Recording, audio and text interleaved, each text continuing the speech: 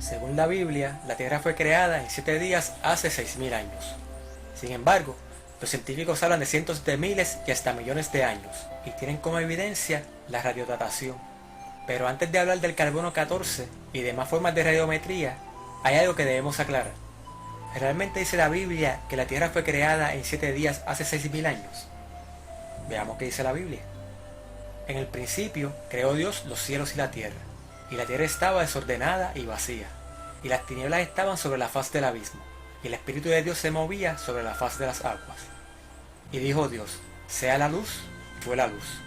Y vio Dios que la luz era buena, y apartó Dios la luz de las tinieblas, y llamó Dios a la luz día, y a las tinieblas llamó noche. Y fue la tarde y la mañana un día.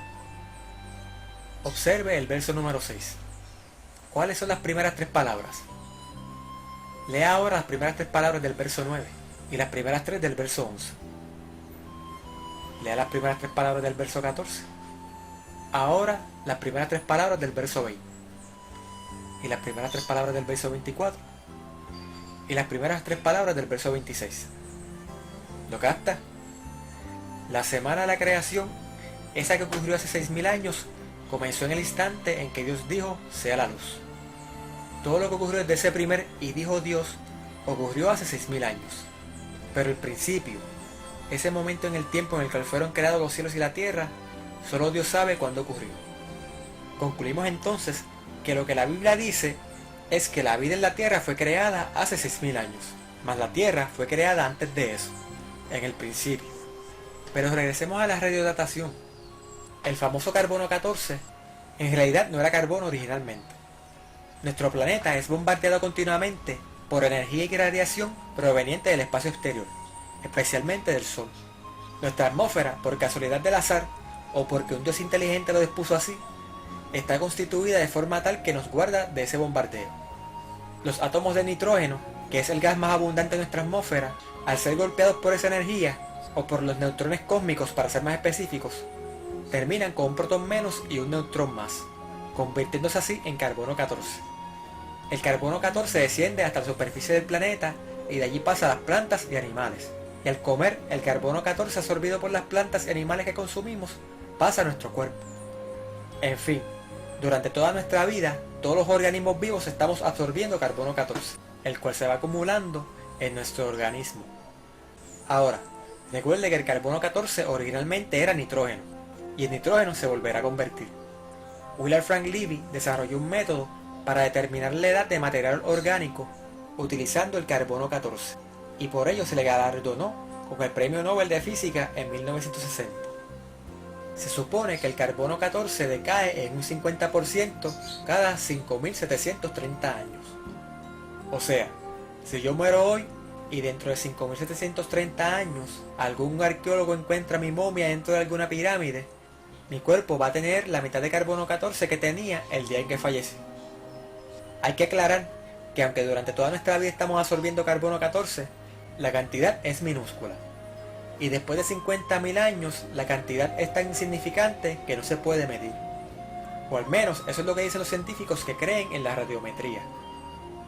El que el carbono 14 sea bueno por solo 50.000 años no debe ser considerado un problema, pues 50.000 años es tiempo suficiente como para probar que la vida en la Tierra se originó hace más de 6.000 años. La pregunta es, ¿realmente es efectiva la radiometría? ¿Son el carbono 14 y demás métodos de radiodatación realmente infalibles como los evolucionistas pretenden? Hay muchas variables que hay que considerar antes de dar crédito a la radiodatación.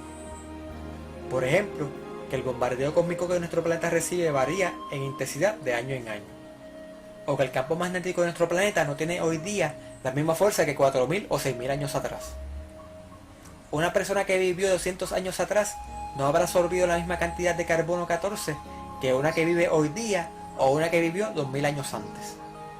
Aunque los evolucionistas sostienen que estudiando los anillos de los árboles pueden determinar cuánto ha variado la acumulación de carbono 14 de un año a otro, y aseveran saber con precisión las cantidades de carbono 14 de los últimos 25.000 años. Tal aseveración no es cierta, a no ser que ellos tengan escondido en algún lado un tronco de árbol con 25.000 anillos. Tal cosa sería prueba suficiente para probar que el relato bíblico no es cierto. Es más, un árbol con 7000 anillos en su tronco sería suficiente. Podemos seguir mencionando variantes, pero eso solo demostraría que la radiometría tiene fallas. Y lo que queremos aclarar es que la radiodatación está mal desde la raíz. El método del carbono 14 o carbono nitrógeno, como también se le conoce, está basado en una especulación. Como ya mencionamos, se supone que el carbono 14 decae en un 50% cada 5730 años. ¿Pero acaso tal cosa ha sido comprobada? Claro que no. Haría falta medir los niveles de radiación de individuos y corroborarlos 5730 años después. Lo que hizo Libby fue algo así como lo que hacen las enfermeras al tomar el pulso, que cuentan las pulsaciones durante 5 o 10 segundos y después las multiplican por 12 o 6, y así obtienen el número de latidos por minuto. Ese método puede ser efectivo para las enfermeras, pero no es el pulso de alguien lo que estamos midiendo, sino los niveles de radiación. No estamos usando un segundero de un reloj, sino un contador Geiger.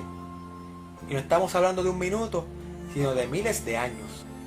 Pero vamos a concederle al carbono 14 el beneficio de la duda, y asumamos que realmente funciona. Ya vimos que en el primer día Dios creó la luz. Leamos lo que dice la Biblia del segundo día. Y dijo Dios: hay expansión en medio de las aguas, y separe las aguas de las aguas. E hizo Dios la expansión, y apartó las aguas que estaban debajo de la expansión de las aguas que estaban sobre la expansión. Y así fue. Y llamó Dios a la expansión cielo. Y fue la tarde y la mañana el día segundo. Ok, la tierra estaba totalmente cubierta de agua. Y Dios dividió esa agua en dos porciones. Y entre medio de ellas puso nuestra atmósfera. O sea, que había agua sobre la tierra y también había una capa de agua sobre la atmósfera de la tierra. Si tal cosa era así, eso implicaría que la radiación cósmica se topaba con una capa mucho más fuerte que la capa de ozono que tenemos hoy día. ¿Podría nuestra atmósfera bajo tales circunstancias acumular carbono 14? Y si no había carbono 14 en la atmósfera antediluviana, ¿qué resultados puede arrojar material orgánico que nunca fue expuesto al carbono 14? No es que los animales prehistóricos hayan vivido hace más de 50.000 años, es que son antediluvianos y nunca fueron expuestos al carbono 14 para empezar. Con todo, y por más que los evolucionistas defiendan la radiodatación carbono-nitrógeno o carbono 14, siempre tienen que admitir un margen de error de más o menos 30 a 50 años. Pero nosotros sabemos que el margen de error real es de 50.000 años. Además del carbono-nitrógeno, existen otros métodos de radiodatación, tales como el uranio-plomo, que tiene un margen de error de 50 millones de años, el potasio-argón, que solo aplica a la roca volcánica, y el rubidio-estroncio. Todos estos métodos parten de una especulación no corroborada. Ahora, ¿sabe usted cómo es que los científicos que utilizan la radiodatación ponen la edad a sus hallazgos? Toda datación va a depender de que el objeto a ser fechado haya estado expuesto al material radioactivo. Conforme al resultado o los resultados, si es que fue expuesto a más de un material radioactivo, el estrato en el que fue encontrado y las conclusiones previamente concebidas, el científico tirará una curva que se doblará tanto como sea necesario. En un artículo publicado en la revista Selecciones del Reader's Digest de enero del 1989, los científicos Paul Olsen y Neil Shubin concordaron con que la radiometría tiene un margen de error de 5 a 10 millones de años, por lo cual ellos confían más en los estratos en que se encuentra un fósil a la hora de adjudicarle una edad. Para que tengan una mejor idea de lo que digo, les leeré un artículo del diario español El País del año 2006. Una nueva datación dobla la edad de los fósiles de la cima de los huesos. La treintena de individuos humanos cuyos restos están siendo hallados desde los años 80 en la cima de los huesos en la Sierra de Atapuerca plantean continuamente un desafío. Una nueva datación técnica indica que estos antepasados Homo heidelbergensis son casi el doble de antiguos de lo que se creía. La datación inicial estableció que vivieron hace unos 300.000 años, y la actual, que no ha sido aún aceptada por la comunidad científica, señala una antigüedad máxima de 600.000 años. Mientras tanto, los paleontólogos, basándose en los rasgos morfológicos, se decantan por 400.000 años. ¿Y quién tiene razón? En la siguiente sección hablaremos de los estratos y del diluvio, y luego hablaremos de los antepasados del hombre. Hasta la próxima sección.